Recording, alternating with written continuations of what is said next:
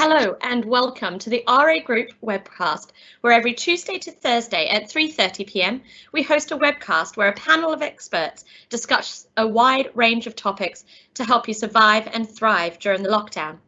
Tuesday, we have our very own Ian Human showing us how to build the perfect summer salads. Today, though, Toby from Seedlip will be taking us through Seedlip, what a non-alcoholic spirit is, and some delicious drinks to make at home. Now, over to you, Toby. Thanks, Steph. Hey guys, Toby here, National Ambassador for Seedlip and Acorn, which is their sister brand as well.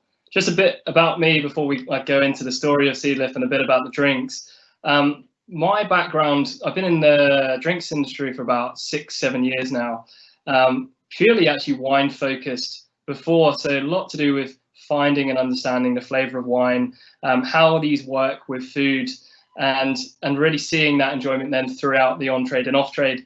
But what was really interesting is I moved over to Seedlip about a year ago, so fairly young still in the company, but for an industry which has only really been around for the last 4 years, is actually a lifetime in that respect. But yeah, so I moved over to Seedlip because I thought it was really interesting and new, innovative and fast moving trade. So, you know, I do miss wine. I like it. I like talking about it, but you know, it's non-alcoholic can be just as fun. So hopefully I can give you some insight into that today.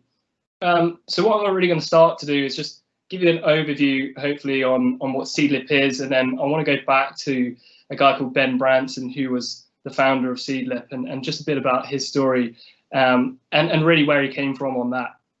We'll move into a few details going through that, and then we'll talk about the 3 spirits that Seedlip have, the non-alcoholic spirits, and then we'll look at a signature serve. So in this case, we're just going to be making a nice and simple S&T, which is Seedlip and tonic. So yeah, getting straight into it. So thanks again for you guys for hosting, and I'm excited to talk about it. So Seedlip really started out to solve quite a big ambition to change the way the world drinks. It's quite a big statement, and it needs to be, because you know it needs to be able to shout in amongst and wrestle amongst the alcohol lovers as well, but also it's to solve this dilemma that we have of, you know, what to drink when you're not actually drinking. And that doesn't mean, you know, if you're pregnant or you're driving. It's a conscious choice that people make every day. And you know, for us, you know, I still drink alcohol. I'm not saying I don't.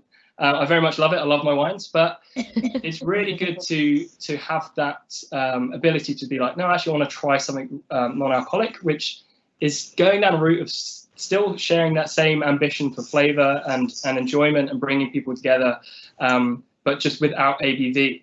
And that's like a really big thing for us is, you know, we still fit in amongst the bar, and I'm recently looking with their sister brand much more to do with how it fits with the restaurant scene. But you know, it shouldn't really matter about the alcohol, because if we love the flavour and ways it works with food, or if it's on its own, then yeah, ABV shouldn't matter, as I said. So we've got that first overview, which is, you know, what to drink when you're not drinking and solving that problem. And really, I want to take it back from this and talk about Ben Branson. So some of you might know who Ben Branson is, some people might not. And Ben is the founder of Seedlip. But really, I'm going to take it way back before the creation of Seedlip, if that's okay with you guys. And what I'm going to do with it is, yeah, awesome.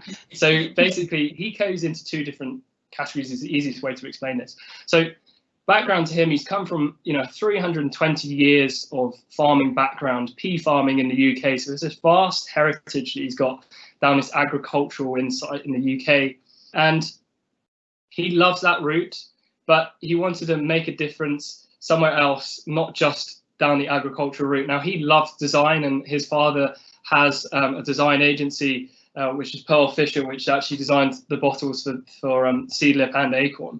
And he loves that aspect. And he also went into cookery schools amongst in London to really, you know, push his ambition, which was solely flavour focused. So you've got 2 sides, which is his fascination with nature and everything and how it works with the world we live in. A lot of biomimicry, which is how nature is used in today's society and technology to kind of use nature's influence. But also looking at the flavor ambition and bringing his ambition for design in. So you've got those two routes, and we see those throughout the Seedlip company, but that's not really where it started. So a nice little story that he used to say to us as we first joined is when he was at a restaurant. It was probably about 7 or 8 years ago now, and the person he was with ordered a lovely glass of wine. As you know, Steph, you love your wine side of things, and Oh, yes. yeah, good.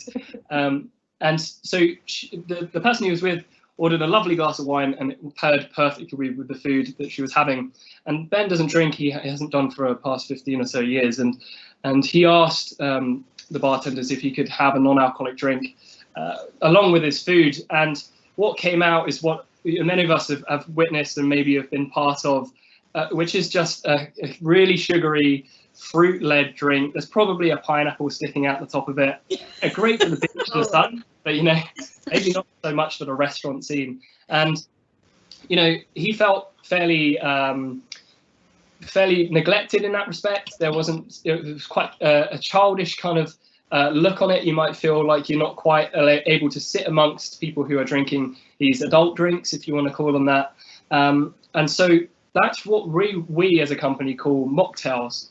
So there's a really interesting connection. Is that mocktails for me and for a lot of people at Seedlip and Acorn is that we consider that being that fruit-led, sugary, fairly unimaginative, uninspiring, and quite dull. It might taste really good, but for the food and the scene we're with, it doesn't quite work. And so Ben really took a step back from this situation and thought, how is it that we're so far advanced in technologies, we're so far advanced with how we cook food and present food and how we serve drinks and serve wines? How is there nothing which is as sophisticated, but for non-alcoholic drinks? You might have lime cordials and sodas, but like I said, it's fairly unimaginative.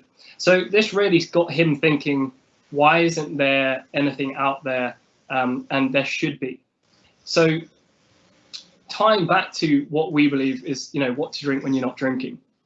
And so what Ben likes to, and one of his favorite quotes is by Martin Luther King. And he says, if you want a new idea, you should read an old book. And Ben went to many libraries and did lots of research and stumbled across a book, which we hold quite highly in the company, called The Art of Distillation. And some of you might have heard it. Some of you might not have. We've actually get to keep this book now. It's a very old 17th century, in a sense, playbook Bible that the monks used to use. And you have to wear gloves to open this and go through, and it's very well looked after. But the art of distillation, it's in the name. It's all about the use of distillations and alcohol and how we would burn off or boil ingredients and extract flavors from certain botanicals to create a distillate. And that was primarily alcohol focused and primarily to stop the kind of really it was for a sanitary purpose. So there was, it was good, not good for you, but better for you than waters and things like that back in the time. So a lot of distillates. But right at the back of this book is the interesting part. So it was about 20 pages, of non-alcoholic section, so a 0.0 section. And this was really interesting to Ben because this kind of resonated really well. And this was the experience that you could distill something and boil off alcohol, but have the same flavor. So herbal remedies, medicinal purposes, which monks were using far back. So he went through and he actually bought a still off the internet, a small copper pot still, and set it up in his kitchen at home, and just started creating away loads of different recipes, doing loads of different tests, measurements. His design side came out, and started drawing all these labels, and it was a mad show in his house for a couple of years, just trying to find a perfect recipe, and stumbled across this fantastic one, which is the first one, which is Spice 94. I'll go into them later on. And so he wanted to shout about this and get it out into the market. And really, he went around loads of different places. and a lot of people thought this was a ridiculous idea and it would never work. And actually, it was a buyer at Selfridges who gave him the opportunity to really present this, and they were like, you know what, you've got 10 minutes, let's see what it's like. And he wowed them, and they thought this was amazing. So he made his first 1,000 bottles, the first batch, which he hand labeled all, and I'll show you the label in a minute. And the first 1,000 he took to Selfridges. The first 3 weeks he sold out completely, which is amazing. The second batch he created sold out within 3 days. And then the third 1,000 bottles he took in sold out within 30 minutes. So that is a crazy amount of time to sell through that. And that really shows, well, from anyone who's really looking at the story, is that there's actually a general need for the category. So it's not just something that we want to push out and we say, you know, it's great, you know, try and drink it. It's actually like there's a need from the industry and the consumers that this is really valuable. And so that launched back in late 2015, so about 5 years, coming up to 5 years now. And from then we're seeing, you know, we're the first in that respect coming out into industry and creating that category. And now there's over 100 of different non-alcoholic spirits or distilled non-alcoholic spirits and types of vermouths which are non-alcoholic as well. Yeah, Sonia, go for it, sorry. We've just got a question here from Shelley. Where did the name Seedlip come from? Yeah, good question. Very good question. So Seedlip, it's really interesting, and it's actually very simple. So Ben, obviously growing up on the farm and being from a vast background of heritage in the agricultural industry, he loves peas. He's fascinated with peas, and he's got peas tattooed amongst his knuckles. He's a big advocate, and he always says eat your peas and eat your greens. So he loves them. And really, the name Seedlip comes from this. Basically, it's a basket which growers used to walk down the aisles in the fields, and they would grab the seeds from this basket and they'll sprinkle it around. And they're pea seeds, and the peas would then shoot, and then you would harvest. But the bucket which you carry along is actually the seed lip. So it's from basically seed, and you're chucking it out. But we also say it's from seed to lip. So it's quite a nice little double ring to it. But good question. So thanks for bringing that up. Cool. So yeah, I was going back again. I think I'll go back just quickly on the category, because I think that's really important, because, you know, it's like people do question non-alcoholic drinks, and really we're trying to fit the occasion for everyone. And it doesn't mean to say that you have to drink alcohol, you can't drink alcohol. It just gives people another option. And if you can go past the use of alcohol, which I'll come to later, then the door is kind of endless for non-alcoholic drinks. So I think this might be a good time just to like explain a bit about the 3 SKUs, because I feel like I've been talking for ages and maybe people getting thirsty, we should try and make something. But so there's 3 spirits, a couple which side am I looking at? This side on the shelf back here. I know, Steph, you got some in the back, it's great.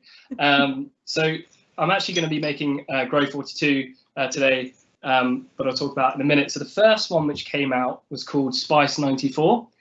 The one then to follow was Garden 108, which is probably one of my favorites, and then Grow 42. The numbers are super key here. So what happens is that, so let's take, for example, let's go with the first one. So Spice, which is 1994. So back in 1494, the year, that was when in Jamaica we founded allspice. So Columbus founded allspice, and that's the key ingredient in the spice bottle. If we look at Garden 108, which is probably one of my favorites, is it takes 108 days from a pea being planted to be harvested. So that's a really cool little link that's tied on the bottle. And then also with Grow 42, in 1542, it was the first time orange was also used as a descriptor for colour, not just a fruit. So another interesting fact, which is kind of hidden amongst the bottle. I'll show you the bottles as well. Like I said, it was design team, which was by his dad, Pearl Fisher. Sorry, wrong way on that one. There you go. What's really interesting is that this is the fox, and amongst the botanicals here is the 6 botanicals which make up this spirit. So we've got ginger up here, we've got 3 types of citrus. Sorry, it's really hard to do backwards. Mandarin, blood orange, and we've also got an orange there as well. And we've got lemon, peel in there, and ginger. And so it's really cool that that's part of the design and the show of the drinks. Do you have any questions on the drinks, or is that pretty self-explanatory. I think that's pretty good. I've got one. I mean, when you're distilling it, is it exactly the same as gin or other spirit distillations? You're just taking the alcohol part out, or how does that work? And it's very good that you actually mentioned gin in this. So gin, to make gin, it goes through the same process as you would with vodkas and other distillates, but to be legally called gin, you would have to infuse, or your main ingredient is juniper berries, and the big flavor which is in gin, which is juniper. So we're not gin, and we're not an alternative. We can be used in the same space. So today I'm making a Seedlip and tonic. You can see where that kind of looks like, but yeah, we're not gin. We don't include juniper. We focus on other flavors to really shine through. The way to make these products, only 3 people know, so it's a very kept secret. I don't, so I can't tell you, but I'll give you a good go. So basically what we do, we make it in the same way as a spirit. So it is still called a distilled non-alcoholic spirit, and you have a distilled spirit. So in this case, what we're doing is we use extracts and take individual botanicals out. So a lot of distillations for spirits and gins, they put all the botanicals together, and whether or not they do it through a vapor distill or do it through, hanging distill or a vapor. But for us, we individually do the botanicals to get pure flavor, because as soon as we start boiling off the alcohol, that's when it's hard to hold flavor. So we have to make sure it's really concentrated by individually doing it. And that's why, the price of it might be, as you would see, a normal price for, let's say, vodkas or gins, because the process is actually 2 weeks considering instead of a few hours in a still. So there's a lot of thought process and careful techniques to make sure the flavor shines through. Note on that is because it is a distilled product, there's no sugar in it. So obviously good news for some people, there's no calories in this, but because of that, it needs to have a medium to carry that flavor out. And this is really important. This is where we're coming out. Which I like from my kind of sommelier background, is talking about the textural actions of alcohol. But again, talking a lot, so I'm just going to make a drink for you guys. Super easy, you can make it at home, and a lot of people are at home now, so we can make it up on that. So today we're going to make an S&T, so Seedlip and tonic, one of our signature serves, and today I'm going to use Grove 42. So Grove 42 is all about that zesty complexity. It's got 3 different types of citrus plus lemon, so 4 in that case. So we've got orange, blood orange, and mandarin, and then followed up with a bit of lemon peel. There's lemongrass in there, and there's ginger. So really focus on that zesty character coming through. Like I said, you need a medium to carry that spirit out. So it's a great base. And we use a premium tonic. So in this case, I'm just using a Fever Tree Mediterranean. Light, so the sugar really brings it out a little bit, but not focused on the sugar, which is the important part. And the effervescence from the bubbles will lift the floral character from the drink out of the glass. So grab yourself a highball if you're doing it at home. I'm just going to do it long. So if this is too quick, then I'm sorry. But yeah, highball glass. What you want to do is put the spirit in first. A lot of people just chuck a lot of ice. I'm looking at my ice, it's melting, so I need to hurry up with that. So what we want to do is grab a jigger. If you don't have one at home, any measuring sort of cup will do. You can look at cups or half cups, but we suggest a 50 ml pour is the perfect amount. So what we're going to do is just pour that first 50 of Seedlip Grove. I don't have any pourers on me, so because I'm at home, it doesn't matter. Pour that one in. And then this is the ice part. So I want to make sure this is all great. Ice is super important. We can talk about that in a bit. I'm just going to use these tongs. Toby, I have a quick question for you. Is there a use by date for Seedlip at all? That's very interesting. I mean, we do recommend up to a year, but Ben, when he explains this to a lot of people, he's got drinks he's made from his first batch, which are still great. So, we have to recommend, but I'd like to say there's no real date to it. It's just like a lot of things. You expect it to just, let's say with wine, there's going to be a date where it narrows off and you lose that flavor. And we recommend obviously using it. I'm sure you'll finish a bottle of Seedlip within a year. So I wouldn't really worry in that respect, especially when it comes to bar scene. And, a good question. but there isn't necessarily a date. I'm using a lot of ice. This is a big glass, but it's really key. So you don't want, one of the bad things you have with ice is if you've got ice which floats in your glass. We don't like that, and I wouldn't want to short do you by having that float. So we've got the Seedlip, which is in the bottom. I would always recommend fill the ice so it just brims the glass, so it just sticks out the top, because the ice is going to dilute straight away. Get your tonic, and the really important thing about this is that you're pouring it slowly, because if you pour too fast with effervescence, the bubbles will carbonate really quickly and you'll lose the gas and you'll have a flat drink quicker, if any of that English makes sense. So you'll just pour it out and make sure it's gentle. If it fizzes up really quick, come back to it. But it should be just a slow, gentle pour all the way up to the top. And there'll be a thing called a wash line, which a lot of bartenders like to talk about. And it's, I would say, a finger's width, or just under a centimetre away from the top. Now, looks great. Could look better. So the garnish is also one of the best things a bartender can use. Two reasons why. One, they look great, and two, it actually brings out the flavour more. It kind of accentuates the flavour. So in this case, we're full of citrus in here.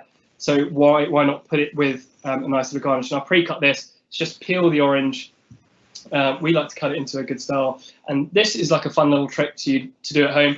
We're not rimming the glass, because we want to get the delicate oils out. And if we get too much extraction from the oils from the skin, that actually is quite bitter. So we don't want that effect. We want nice coating around the glass. So we recommend just a slight height. And what we're doing here, I'll show you a bit closer to the screen, is we want to get it this side facing away. And we want to slowly pinch, and I won't be able to do it quite in this light, but when you pinch, you'll notice that the oils will slightly come out and they'll spray from the peel. And that's the stuff you want to get onto your drink. Not too close, because again, you don't want to get the bitter oil. So you just want to brush over like this, give it a little twist, and then we poke it just at the front, so it tucks up a little bit like that, and then we serve it like this. And then you basically have your S&T, and there's no floating ice, which is great. And the more ice, I'll come back to it, the more ice you have, the cooler your drink will stay, basically. Yeah, Caroline, sorry, go for it. No worries. We've just got another question in from Shelley. She said, Toby, what's your favourite Seedlip cocktail? I've just looked at your website and I think I need to purchase Spice 94, as I have spotted the espresso martini looks amazing. Very good. Yeah, very good. The one I love about that is because they look great and they're really easy to do at home. It is just spice, espresso mix, and a simple sugar syrup, which you can make at home, which is just boiling off a little bit of water and sugar, so you've got a bit more of a syrup. You can go and buy them, but it's just easy enough done with granulated sugar at home. So yeah, the recipe is online, as you've literally just seen, so thanks for looking that out. Espresso martini, or espresso martino in this case, I love it, because you still have that same coffee effect. You still have loads of the flavour coming out from the spice. Allspice really works well in that sense. And the best bit about it is when you shaken that with the espresso mix, you'll get a nice creme, and the creme, when you pour that out with a strainer into a nice martini glass, you'll have the top half loads of cream, and then you if you want to be fancy, put a few little bits of coffee beans on top, and not too far off, because it's the sugar syrup which is creating that mouthfeel and texture, and it's that sugar syrup which is also letting that come out, and the coffee coming out as well. So good question. Sonia, did you have one as well? Was that? Literally, when you were talking about ice, I was just remembering the shake along that myself and Steph did recently. We weren't as fancy as you were with the ice tongs, and talking about the importance of ice. Were we, Steph? No. So I think yeah, you did a great job there. Delicately putting the ice into your glass. That's probably the most scared I was about the whole thing. The ice was across the room, and I was not getting in the glass. Really quick one on ice, because it's really important actually, and a lot of people kind of oversee ice. By the way, that S&T is great, so really recommend it. Not actually my favourite serve Seedlip do, but it's a great signature serve, and you should be proud. So ice, alcohol and ice, really interesting to talk about. Alcohol, when you have it in a cocktail, you can take away burn by shaking with ice. You can stir with ice to dilute the alcohol and make sure there's not that burn effect you're getting, and to really tame that down, and so it's just accentuating flavor. When you are taking alcohol away, you don't want to dilute too much because you rely on body. And if you've got Seedlip, for example, in a glass, you want to stir at a relatively lower, a less amount of time than you would with alcohol, because you don't want to dilute. The pure act of ice in our case is to chill the drink, not to take burn away, because there is no burn, there's no alcohol. When it comes to shaking drinks, you want to shake at a lower, again with a lower amount of time, because you don't want to dilute. So the whole point is to chill and not dilute. Whereas when you're actually making drinks with alcohol, it can be both. And actually this brings me on, which is really interesting about, there is stuff missing when you're not drinking alcohol. And I've noticed this, obviously coming from the wine trade, and I still drink alcohol, as I mentioned earlier, but it's really interesting because you find other ways to create drinks to not replicate alcohol, but to replicate what it gives to your mouth. And alcohol is, if I can say it, and it is an amazing part of a drink, because not for the ABV, but for how it carries flavor. And alcohol binds flavor together, and it creates textures across your tongue and the back of your mouth and in your throat, and it keeps things together. And so when you've taken alcohol away, it can actually miss this binding ingredient. So a lot of drinks might feel quite hollow, and something you might notice in the past that you might have tasted non-alcoholic drinks and think, oh, there's something missing. And so what we're trying to show here is that actually you can replicate the textures of alcohol without having alcohol in your drink. So using Seedlip as the base and using things like shrubs or teas, which I can briefly mention, that is the texture side of things. So really, it shouldn't matter about ABV or alcohol. It's all about the textural mouthfeel, because I'm sure you might have tried some alcoholic drinks which might not taste great. So the good thing about this is they taste good to start with. You just need to replicate what it feels like in your mouth. And I think from then, I've noticed, especially with Seedlip's sister brand Acorn, is that has that already from the get-go. And that's what's really interesting to work with from a restaurant point of view. Just quickly, if I can touch on shrubs, which I've just mentioned, ways in which you can integrate these into cocktails is really interesting. So there's loads of different things going from shrubs, glinchers, all the way down to teas, and certain things you can add to drinks to give it more depth and complexity. Now, a shrub isn't something that I've gone into a garden and dug up and put into my drink. It's actually equal parts sugar and cider vinegar, and any fruit or vegetable in the world. So you could, let's, for this example, I'm not going to use courgette, that's a bit out there. Let's say strawberries. Finely cut strawberries up into small chunks and throw that into a kilner jar. Put equal parts cider vinegar and sugar. Again, it depends on how you want to do it. It's really flexible. You just try and figure it out yourself because it's fun. And you leave it there for about a day. The more you leave it, the better it gets, but don't want to wait too much for past 3 days because it could narrow off. And every time you come past it in the kitchen, to give it a bit of a shake. And what happens is it's a really concentrated flavor of fruit or vegetable. And so you use Seedlip or any other non-alcoholic spirits, distilled spirit, and you can add that flavor to it. Yes, Steph, sorry, go for it. Sorry, just a quick one on the shrubs. You say any sort of fruit you can use with that. Can you use like teas? Can you maybe infuse teas as well into the shrubs?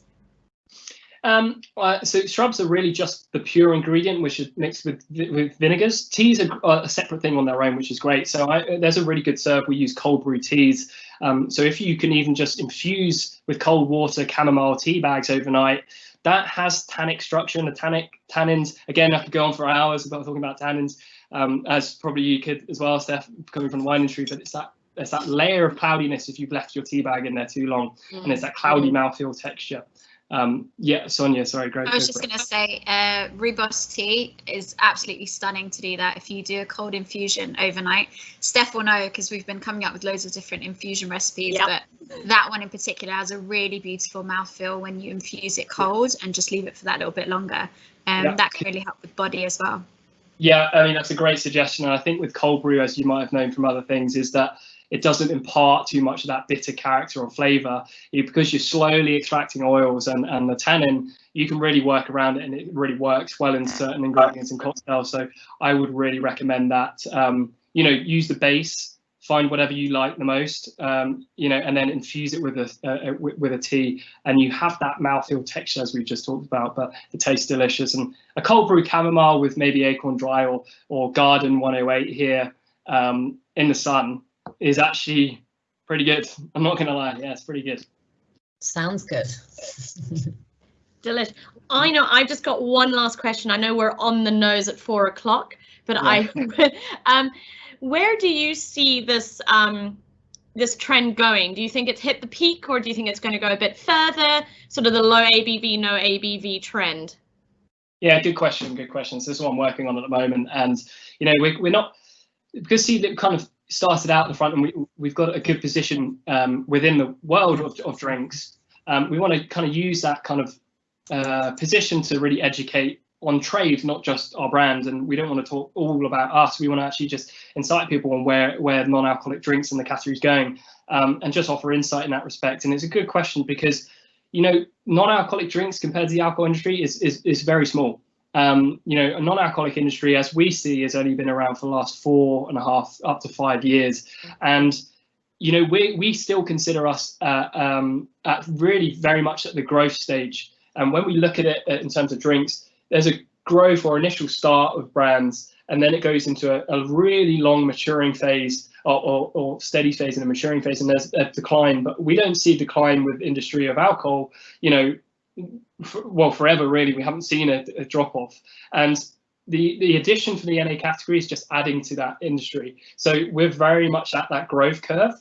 So that's why we're trying to excite people, because it will be a huge thing in the future. There's so much excitement about it at the moment, and just to see how enthusiastic bartenders and restaurants are getting about how to make non-alcoholic drinks, not direct replacements of alcohol, but using these shrubs and using these really cool flavors to really bring it back to the sole focus, which is flavor and experience. Like, go to a venue and enjoy being able to be there and soak up the atmosphere, which I'm definitely missing at home at the moment. I'm sure a lot of people are wanting to get out and soak that atmosphere up, but it's about that coming together and tasting rather than going out and probably drinking alcohol instead.